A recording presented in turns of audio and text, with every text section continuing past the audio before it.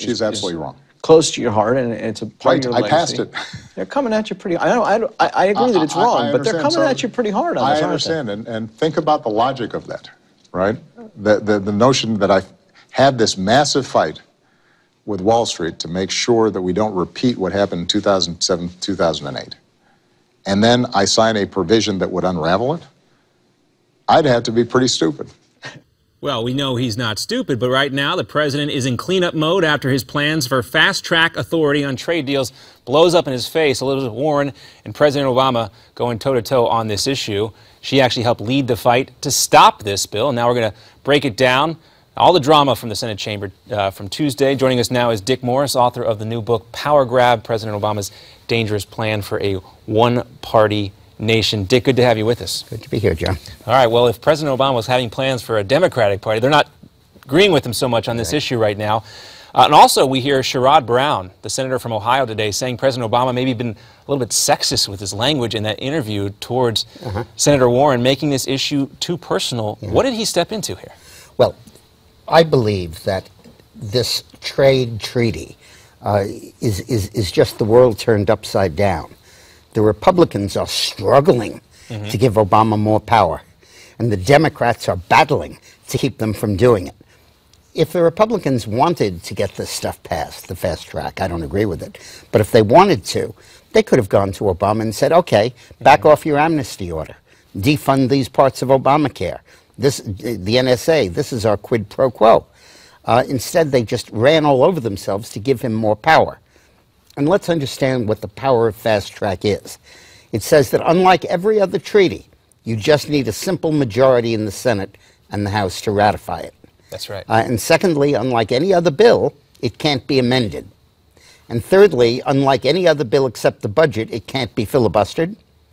And unlike any other bill, if it's not passed in 60 days, it's deemed to be approved. And that's what's so hard for me to understand, I think a lot of people too, is why, I just saw a tweet from John Thune saying that this needed to happen from earlier today. Why would the Republican Party be working so hard to give this president this much authority? Because they're bought off by Wall Street.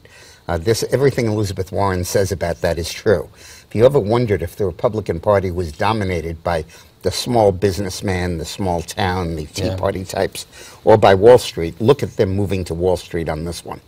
And for the Democratic Party, which is fiercely opposed to it for a lot of labor reasons, one of the big reasons that Obama, I think, is for this is that I think it's part of the plan he has to open our borders.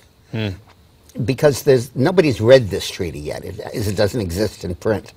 But the Australians, who are parties to the treaty, say that in the draft documents, there's been a free flow of labor provision, just like in the European Union, where if you go to Italy, you can go to Britain, no problem.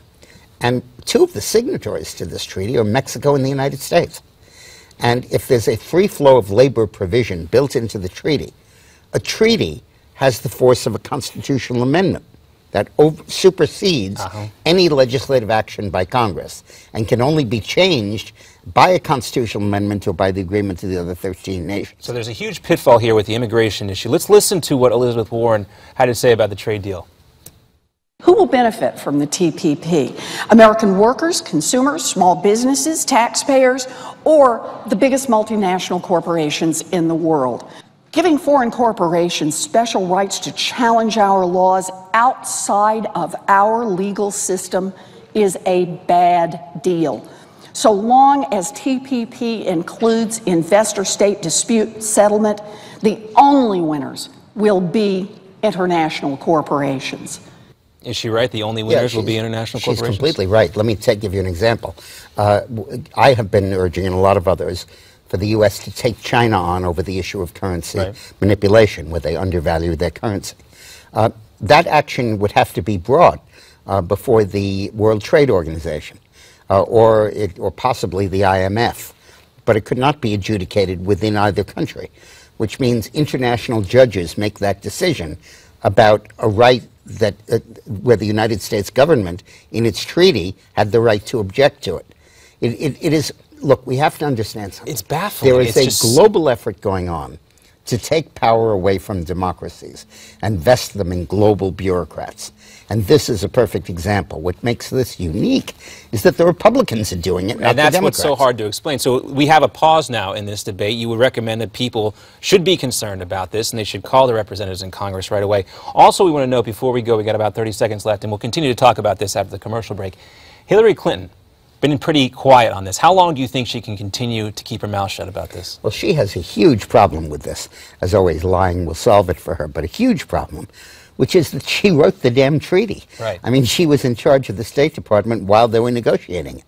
And for her now to oppose it, which the unions and labor are demanding of her, is going to make it very difficult for her. All right, we'll see if she can last for the rest of the week without talking about it. We'll talk specifically about what she said about that trade agreement a long time ago. When we come right back, Dick Morris will continue here on Newsmax Now.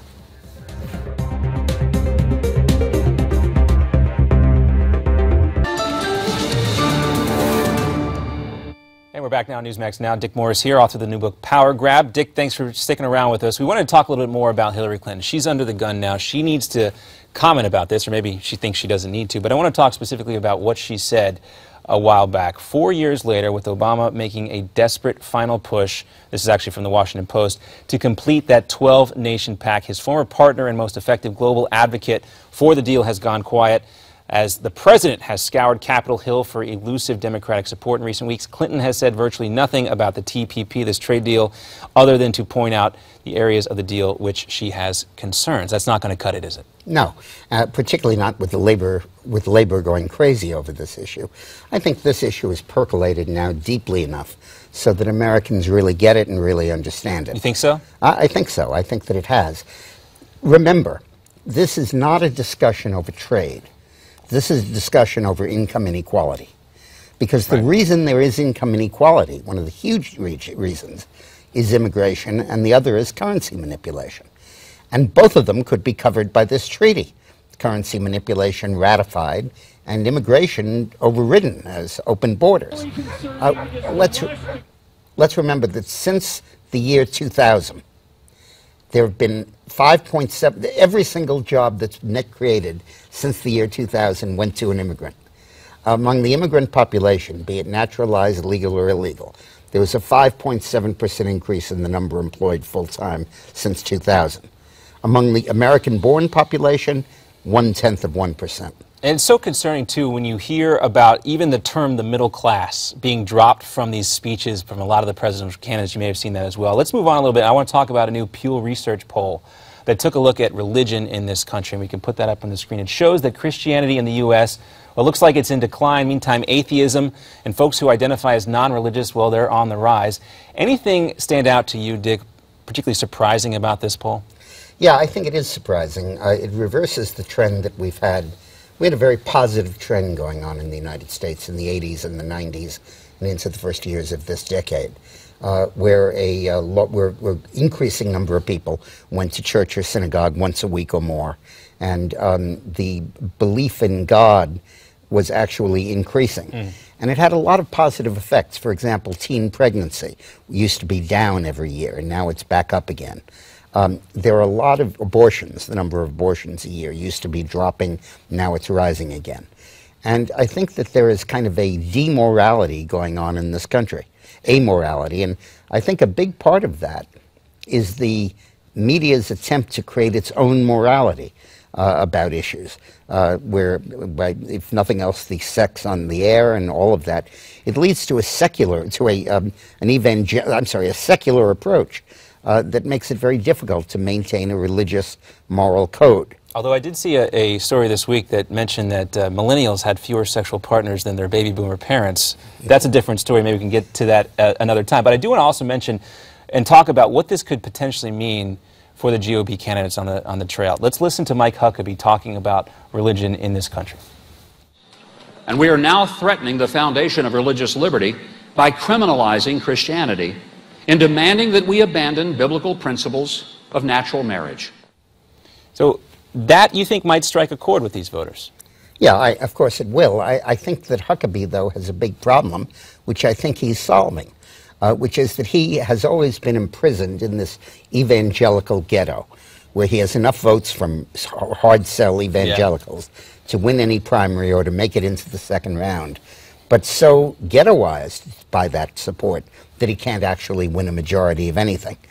That's why his announcement statement, where he did not talk about gay marriage and abortion, he spoke about Social Security and Medicare, was such a revelation. Pardon the pun. Well, I'm still getting over the evangelical ghetto reference, yeah, too. Right. But he really has seized an issue here that is completely secular, no connection with religion, but where he's here and the entire rest of the Republican Party is here. Paul Ryan preached a doctrine of limit entitlements, hold down Social Security, and have alternatives to Medicare. And you get the country, lower the debt, cut back on entitlements. And the Republicans bought it totally, passed his budget resolution almost unanimously 3 or 4 years in a row. Now Huckabee's coming out and saying, I'm against that. We made a promise, we made a commitment, we have to keep that promise. And everybody talks about the voter blocks. There's evangelicals, national security, free market capitalists, but then there's also seniors. And I think that Huckabee is transcending religion to talk about this issue as a demographic issue. And as we mentioned, this is really a race that's up in the air. We talked about Ted Cruz, too, being underestimated a lot, and he's surprising a lot of people, but there's more to get to on that. But Dick Morris, I want to thank you very much for being here. Thank you. We also want to make sure that we mention your book, Power Grab, President Obama's Dangerous Plan for a One-Party Nation, written by Dick Morris and his wife, Eileen McGann. Dick, thanks for being with us. Always a pleasure to talk to you. Good. All right, we got much more coming up here on Newsmax now. Please do stick around.